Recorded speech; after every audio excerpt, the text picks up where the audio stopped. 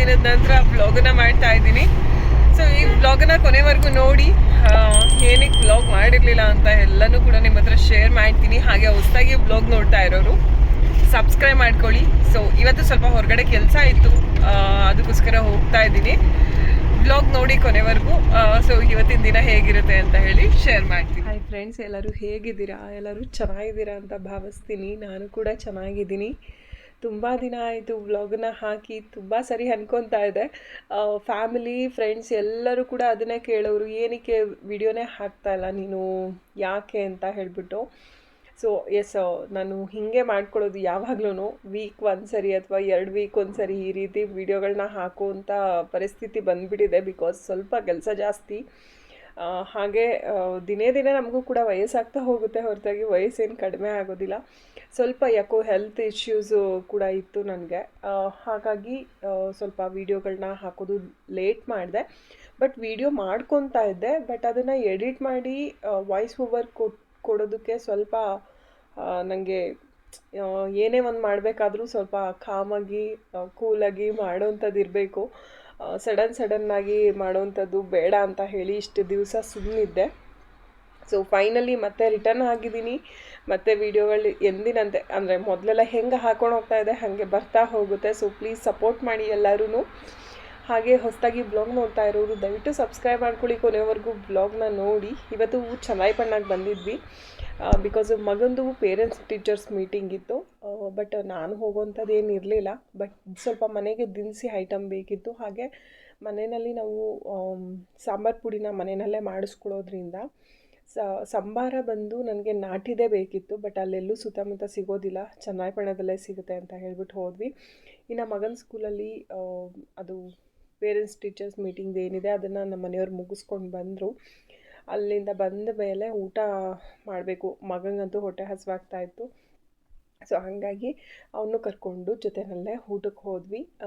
Actually ನಾನು ಬಂದು ಹೊರಗಡೆ ಸ್ವಲ್ಪ ಏನು ಮಟನ್ ಆಗಿರ್ಬೋದು, ಚಿಕನ್ ಆಗಿರ್ಬೋದು, ಇದೆಲ್ಲನೂ ಕೂಡ ಅವಾಯ್ಡ್ ಮಾಡ್ತಾಯಿದ್ದೀನಿ. ಸೊ ಅದು ಯಾವುದೂ ತಿನ್ನಲ್ಲ. ಎಲ್ಲ ಹೋದ್ರೂ ಫಿಶ್ ಊಟ ಮಾತ್ರ ಮಾಡ್ತೀನಿ. ಹೊರಗಡೆ ಏನಾದರೂ ಹೋಟೆಲ್ಗಳಲ್ಲಿ ಊಟ ಮಾಡೋದಾದರೆ ಮಾತ್ರ. ಯಾಕಂದರೆ ಸೊ ಬಾಯ್ಲರ್ ಕೋಳಿನೂ ಕೂಡ ಜಾಸ್ತಿ ತಿನ್ನಬಾರ್ದು.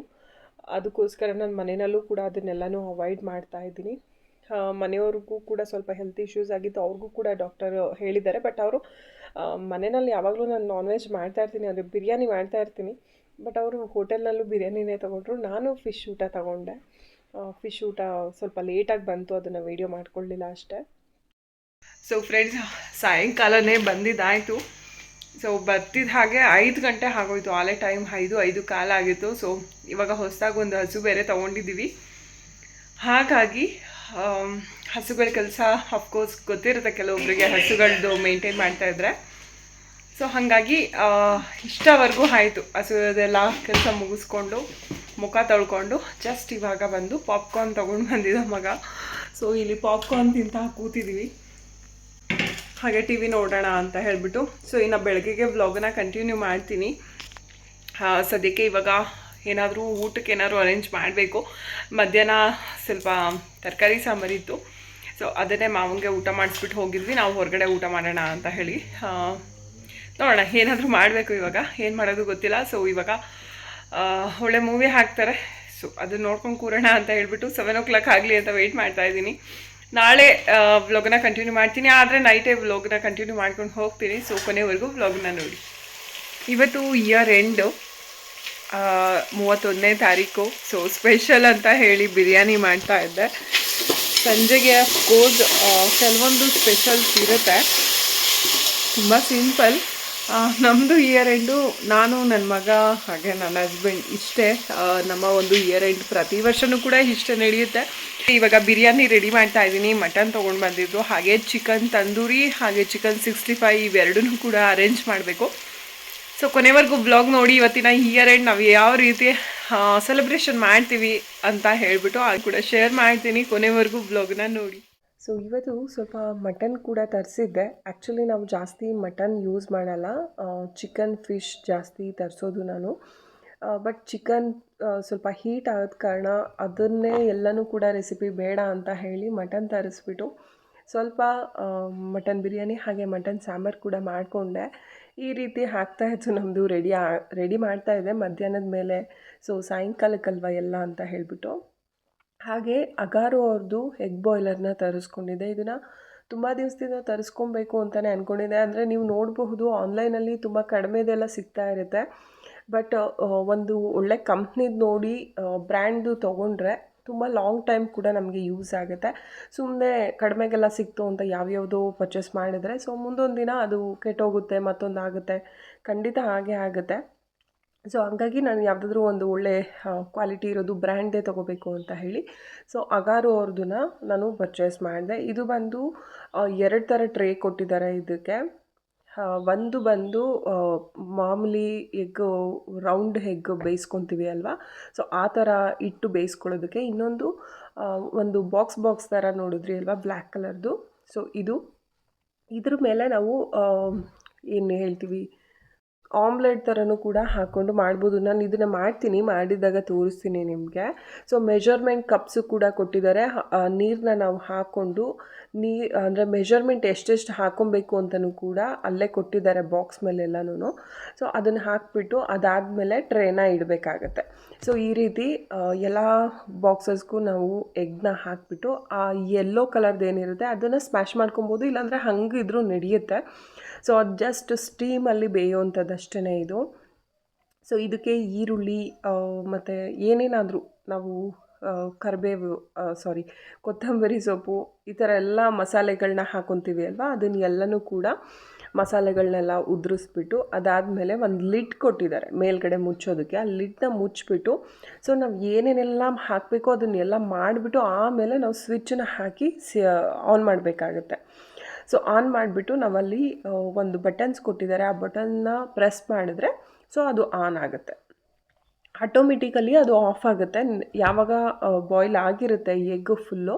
ಸೊ ಆವಾಗ ನೀವು ಆಫ್ ಮಾಡ್ಕೊಬೋದು. ಅಥವಾ ಆಫ್ ಬಾಯ್ಲ್ ಏನಾದರೂ ಬೇಕು ಅಂತ ಅಂದರೆ ಸ್ವಲ್ಪ ನಿಮಿಷ ಬಿಟ್ಬಿಟ್ಟು, ನಾನು ನೋಡಿದಾಗೆ ಇದು ಆಮ್ಲೆಟ್ ಮಾಡ್ಕೊಳ್ಳೋದಕ್ಕೆ 8 ನಿಮಿಷಗಳ ಕಾಲ ತಗೊಂತು.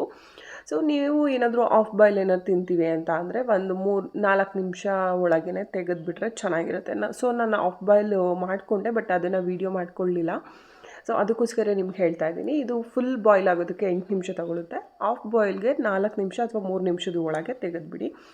ಇನ್ನು ನಾನು ಕಬಾಬ್ ಥರ ಏನು ಬೇಯಿಸ್ಕೊತಾ ಇದ್ದೀನಿ ಅದು ಚಿಕನ್ 65. ನನಗೆ ಕೆಲವೊಂದು ವೀಡಿಯೋ ನೋಡಿದೆ, ಬಟ್ ಅದು ಇಷ್ಟ ಆಗಲಿಲ್ಲ. ಮಸಾಲೆ ಎಲ್ಲ ಹಾಕಿ ಮಾಡಿದರು, ಬಟ್ ನೈಟು ಓಕೆ ಅಂತ ಹೇಳಿ ಒಂದು ಸ್ವಲ್ಪ ಮಾತ್ರ ಮಾಡ್ಕೊಂಡು ಇನ್ನು ಮಿಕ್ಕಿದ್ದೆಲ್ಲನೂ ಫ್ರಿಜ್ಜಲ್ಲಿ ಇಟ್ಕೊಂಡಿದ್ವಿ ಚಿಕನ್ಸ್ನ. ಇವಾಗ ಫೈಯರ್ನ ಹಾಕ್ಕೊಂಡು ಈ ಥರ ಹಾಫ್ ಫೈಯರ್ನಲ್ಲೇ ತಂದೂರಿನ ಬೇಯಿಸ್ಕೊಂಡು ತಿಂತಾಯಿದ್ದೀವಿ.